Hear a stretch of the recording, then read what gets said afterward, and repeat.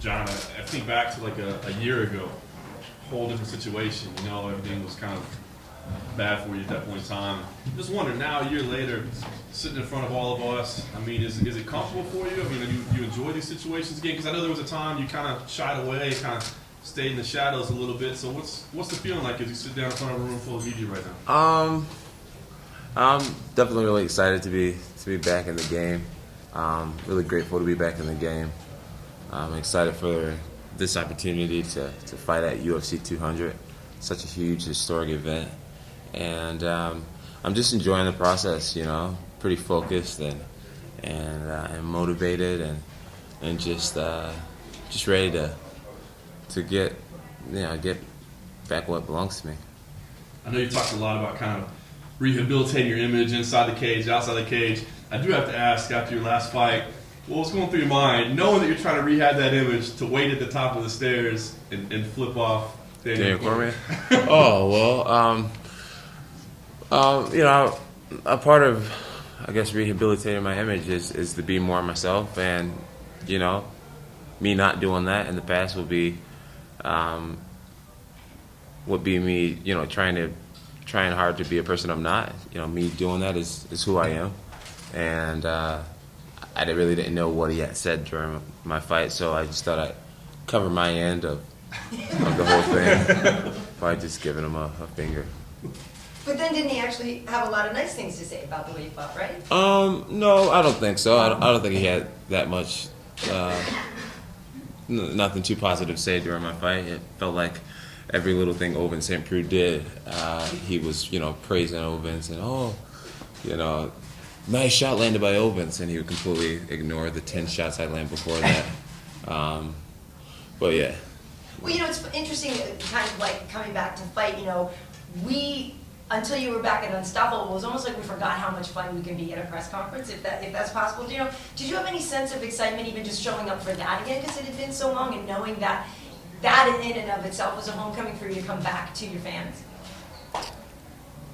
You're asking if I was excited to be at the press conference? Yeah, the post fight, or no, that first one. The first one. When you came out and that was fun. The first time people had seen you in a long time. Yeah, that was a good time. I didn't expect to have such a warm welcome, but sure enough, you know, the people seemed pretty excited to see me, and you know, they booed Daniel Cormier pretty well, and you know, that could have played out so many different ways, but it was just good to see that I was missed, and yeah, I'm just grateful for it. But it's gone to the next level now. They're making cartoons about you guys. Yeah. You know what I mean? How do you even interpret that? Because now this storyline has a life of its own. Right. Yeah. It definitely. This storyline is pretty powerful. It's definitely a story people want to see and tune in for. I'm grateful to be a part of it.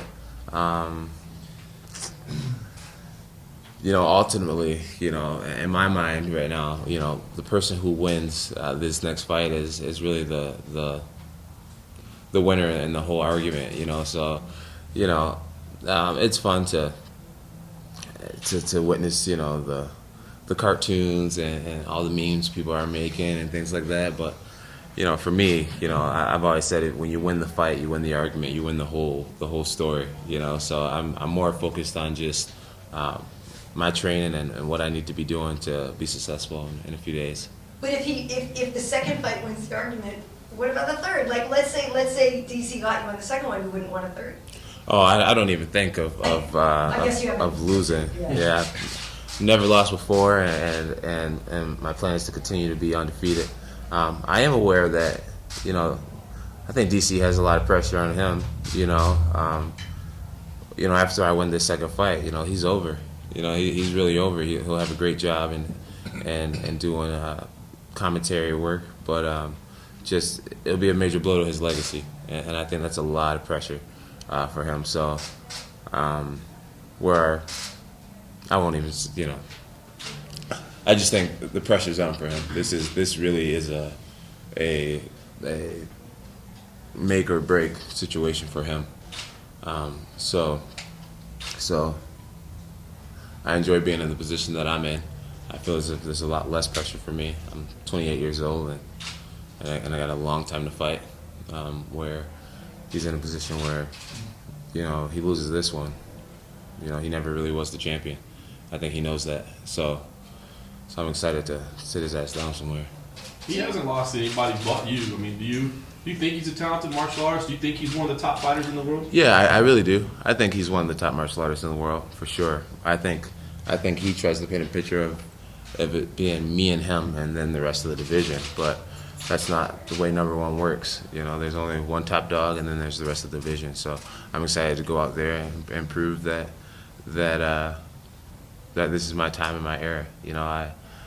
I don't want this time to be. I don't want to share this time with anybody else. I don't want people to say, "Oh, it was the Jon Jones and DC era, like together." I just want it to be my era and him to be a part of my story and my era. So that's what I'm working for. I'm working to be number one, be the champion of this era, and make it so that DC was really just the guy hanging on to what was mine while I was gone. Jon, when you think about the way you won that first fight, have you seen any progression from him that would bridge that gap to allow him to win? No, I don't. In what part would you say that you really won that first fight? I don't see that much progression in DC's game. Everyone's talking about, Jon's been gone. DC's gotten a lot better, and Jon didn't look good in his last fight. And I don't see how he's gotten a lot better. To the common eye, yes, it's impressive that he beat Gustafsson and Anthony Johnson. But to say he's gotten a lot better since I've been gone is just simply not true. He's been doing the same exact things that he's been doing since day one.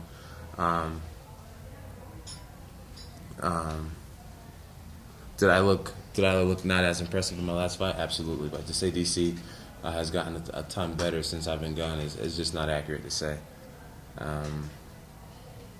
I spent a lot of time studying DC's whole career, and he's doing the same moves, the same takedowns, the same uppercut, left hooks, the same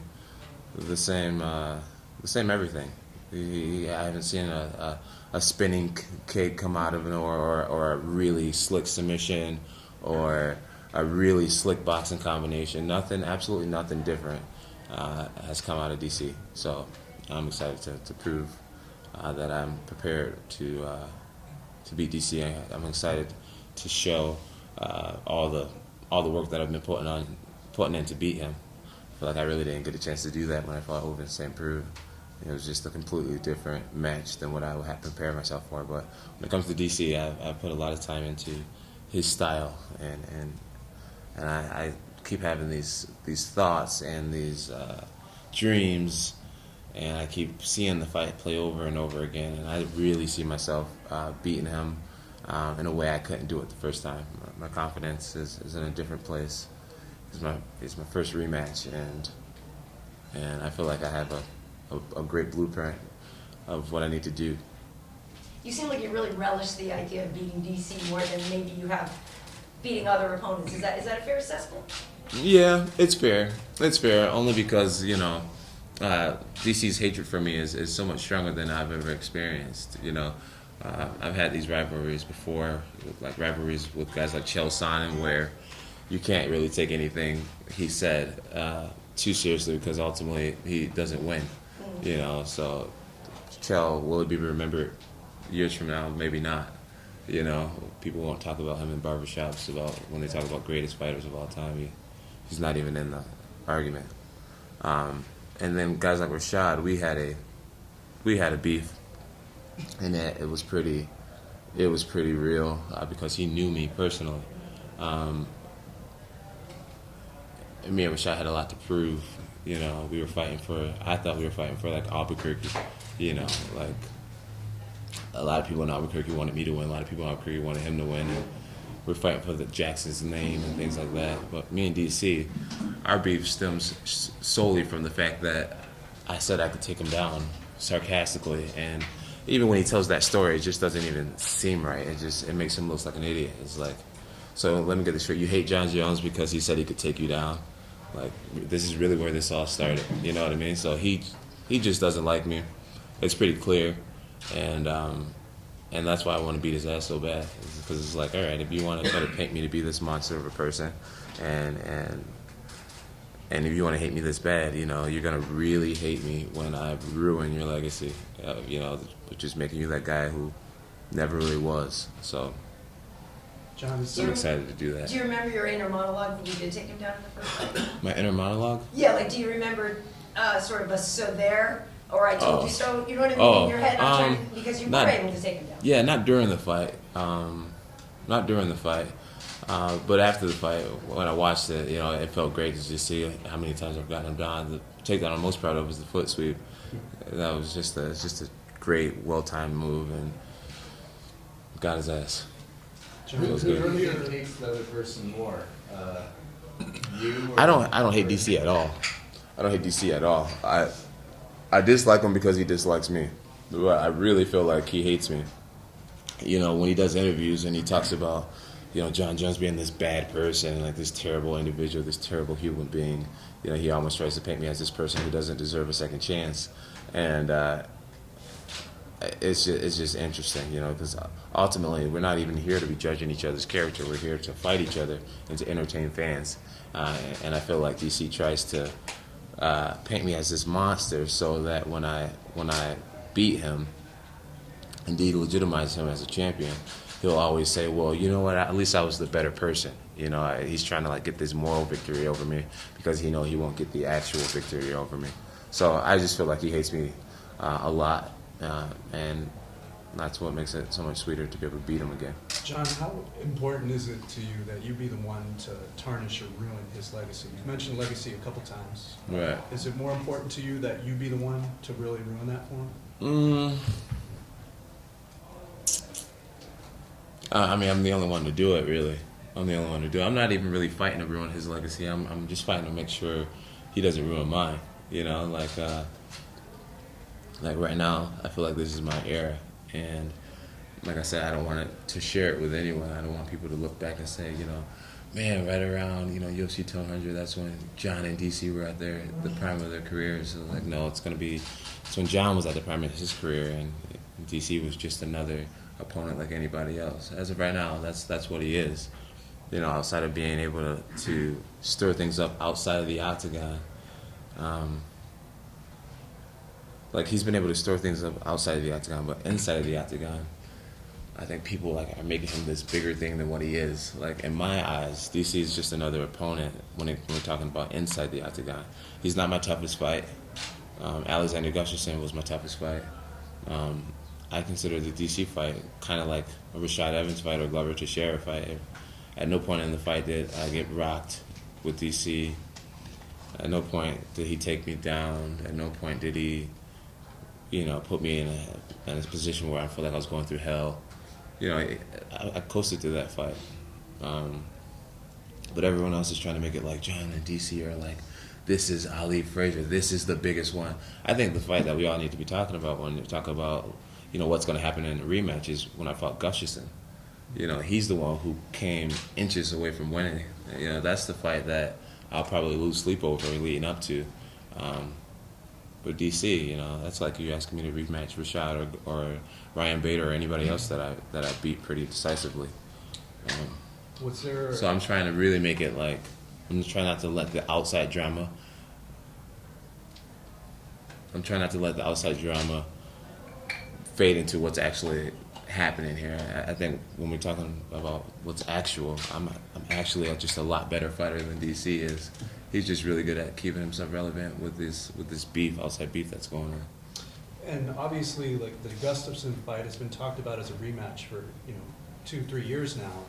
Was there a sense of disappointment from you every time you've been given an opponent and it hasn't been Gustafsson? No, there's no disappointment. I believe in timing, and I think everything is going to happen the way it was meant to happen when it happens. And you know, I think that fight's going to happen at some point, and when the time comes, it'll be good to get past that chapter.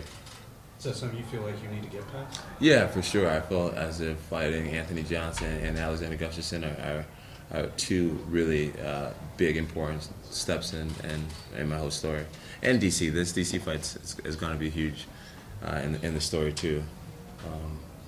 But yeah, Gustafsson and Anthony Johnson, these are two big fights. I feel like DC, Gustafsson, and Anthony Johnson. You know, once I get past these three, I feel like the argument would be, no more as far as, someone who's really just done a lot in the sport and who could officially rest himself as, rest and consider himself one of the best ever. But people already call you the GOAT. Yeah. So, I mean, you know what I mean? Does that give you, faith in yourself, confidence in yourself that you'll achieve what you want? Or because a lot of people already believe you're there. Yeah, a lot of people do believe I'm there. I just think, I just know for a fact that, achieving those goals right there, those guys, that for me personally, it would do it. Other people calling you great, it's awesome and it's flattering, and I do believe that my name's up there with those guys. But in my own head, beating those three guys, I'd be able to sit back and say, well, maybe I am. Jon, your team voiced some concern with the commission about John McCarthy. Yeah. Are you able to go into any depth as to what the concern was there? No, I really don't want to get into it too deeply. I'll just say, based on some interactions that I've had with him, I don't really feel as if. I just feel as if it would be something that is energy that isn't necessarily the best in there, and to him it's just refereeing a fight, and he does it probably once a week somewhere. For me, this is my life, this is my story, this is my legacy, this is everything to me, and if I don't agree with his energy that he brings to the fight, if I was him, I wouldn't want to be a part of it. You know what I mean? Like, if you're not, I'm gonna go as far as saying, if you're not welcome, then why would you even want to be a part of someone's big night that doesn't want you in there with them? I would respect that and say, what?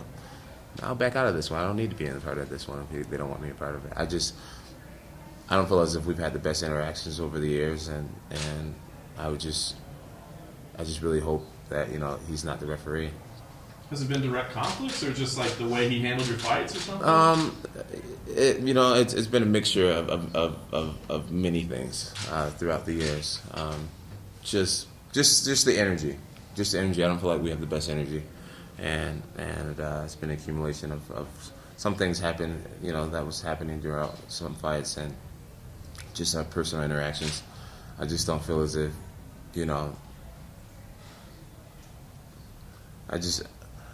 you don't need anything stacking up against you when you're fighting a great fighter like DC. So I would prefer any other referee but him.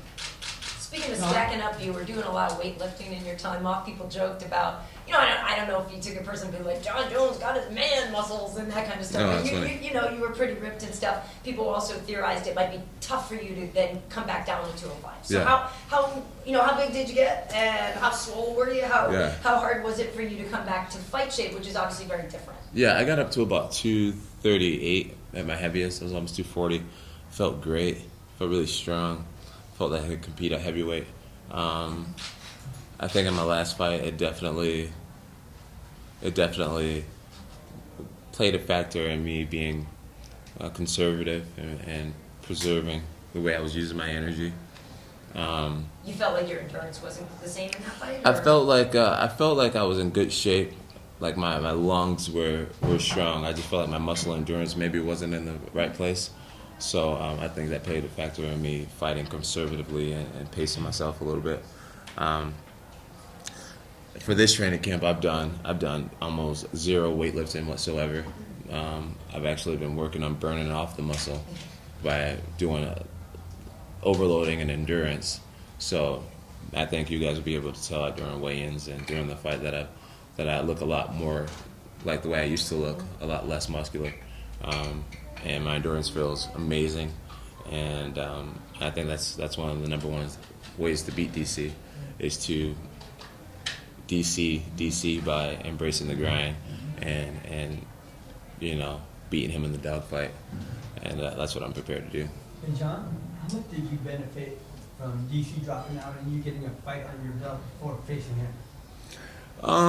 It's hard to say if I benefited a lot. It was great. It was great to get in there and fight before challenger for my belt, just to answer some questions.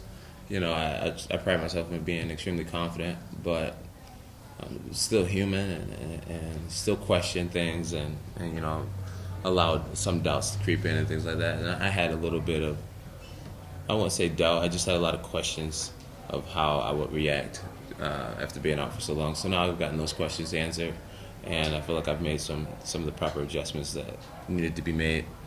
But at the same time, I honestly feel as if I would have rose to the occasion and did what was necessary to beat DC.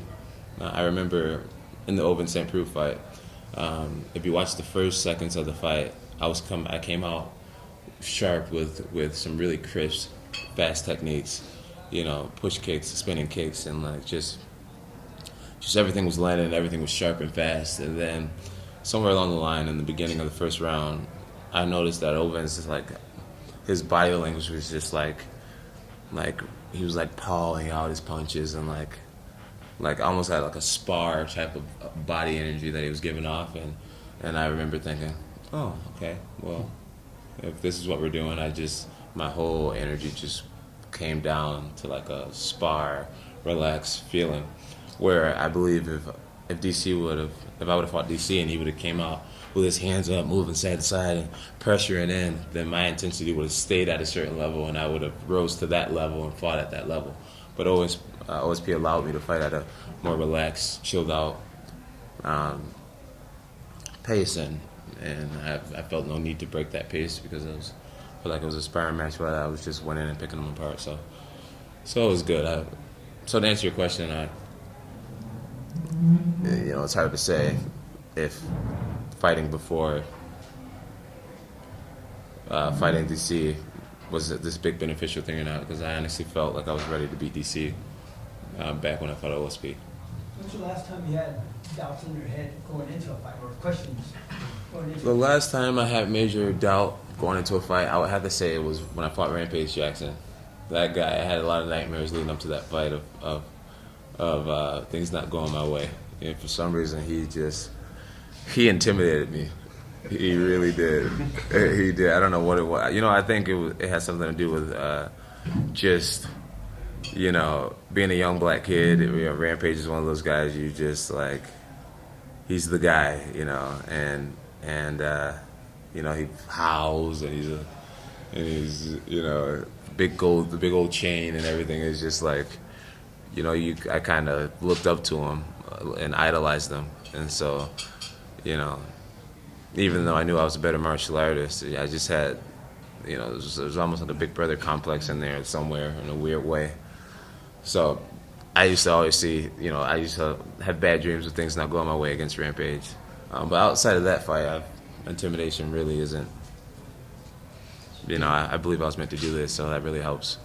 Did you ever have interactions with him personally Yeah. before the fight? Just to help? Oh yeah, well, one of my fan experiences with Rampage is just when talking about idolizing the guy a little bit. I remember my UFC debut, I thought to myself, I'm going to see these fighters and I'm not going to be a groupie, right? I'm going to play it cool when I see these guys. And I remember walking into a room and all the fighters were checking in, and Matt Hughes was there, Matt Serra, and just like all these fighters that I had been seeing on TV. And I was thinking, man, this is kind of cool. But I was playing my cool, and I walk around the corner, and Rampage is sitting on a chair, and I wasn't expecting him to be so close. And I go, Rampage! Right? And he looks at me, and he's like, oh, you're the Jones kid or whatever, He's like, you're fine. And I was just like, I was sitting here thinking in my head, I can't believe I just did that. Right? So, like, Rampage has always kind of been like, one of those guys. So you just, he's such a cool dude, and so I idolized him a little bit. So yeah, I think when it was time to fight him, it kind of played in my head a little bit. But. John, it seems like when the fans boo DC, it kind of gets them, kind of bothers you a little bit. Yeah. That's probably going to continue next week. Is that something you think can affect him in the fight, and what do you owe that reaction to? I don't think it'll affect him. I think it happened too soon. Like, I think now he's kind of digested it and he's realized that, maybe that's going to happen. And he knows, I think at this point he knows better than to actually let it bother him. If it would have happened on fight week, I think it would have played more of a factor, or maybe on the night of the fight it would be more of a factor. But now, at this point, if he lets it bother him, it would just be weird. What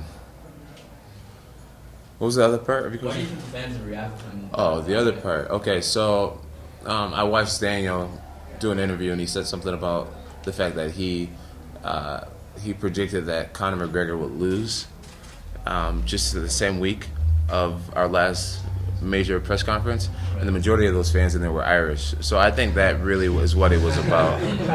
I think that's really what it was about. People, I could have said something, about beating a baby, and I still would have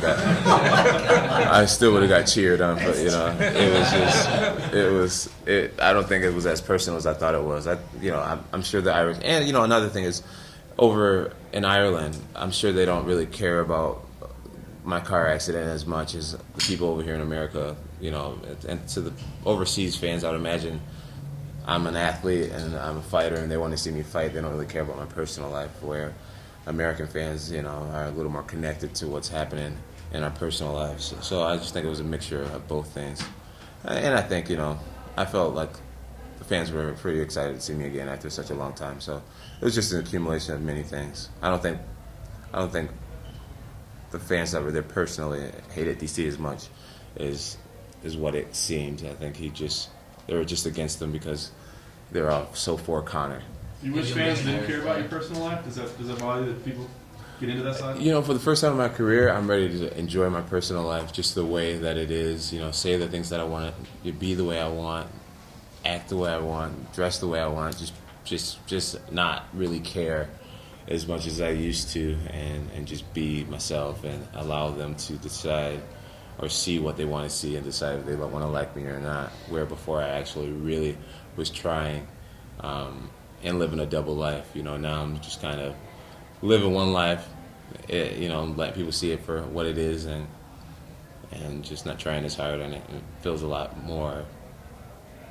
better for me personally. I'm a lot happier. I wish I had this maturity and ready to live like this when I first started. Maybe have been farther ahead. But people say Jon should embrace being the heel. So Yeah. do you know what I mean? That's, for some people that's a negative thing, and some people it's a positive thing. So do you think that you're a quote unquote heel, or that you're just authentic Jon, and authentic Jon is confident, and you know what I'm saying? Yeah, I definitely never want to be a heel. Yeah. That's not what I'm reaching for. I would like to be known as a good person. I would like to be known as imperfect and maybe rough around the edges.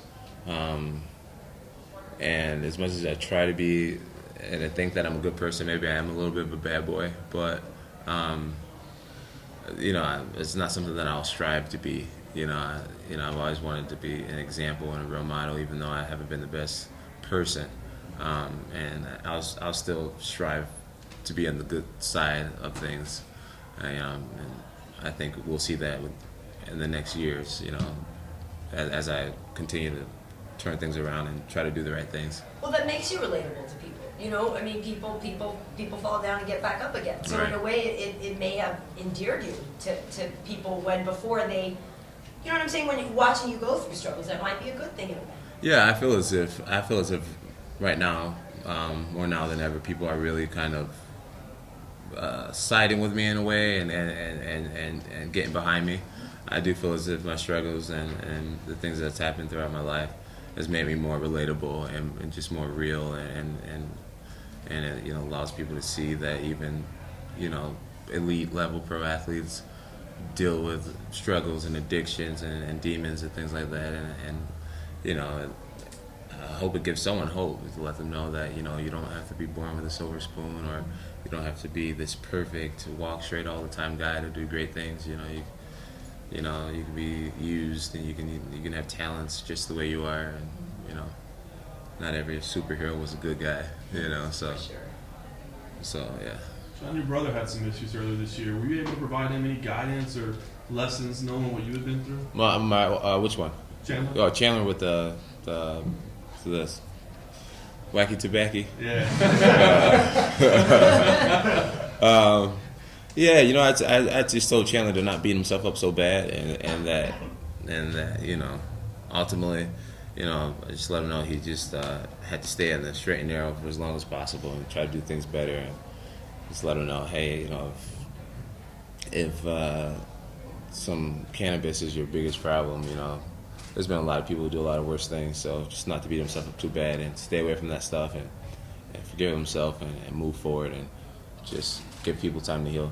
And can you update us on your mom? You dropped a bombshell at that last press conference that she had to.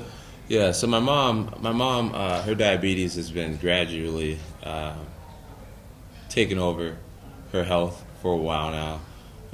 We've all known it in our family, and we've all seen it progress. She's lost her sight over the last few years completely, which really hurts me and my brothers the most because today she has 3 sons who are multimillionaires, and we try to do such nice things for her. She can't see it all. She can't see any of it. Like she's always wanted a mink coat, and I got her a mink coat, and she has no clue what she looks like in it because she can't see. And we take her to beautiful restaurants and see her fumbling over her food and things like that. Just someone have to feed her. These should be the best years of her life. She's worked so hard to get us out of the ghetto, and now, now this is her situation. So it's tough on us to see her go through this, but my mom is so strong, and I believe she's where I get a lot of my strength from. It's from her. But anyways, so she's lost her sight, and she had an infection in her foot, in between her toes, and it got really bad. So they had to cut her toe off. Then they cut all of her toes off, and then they cut her foot off, and then they cut her calf off. And we thought they were going to cut above her knee, but they ended up not cutting above her knee. So now she's the infection is finally stopped, and she's training right now to get a prosthetic leg.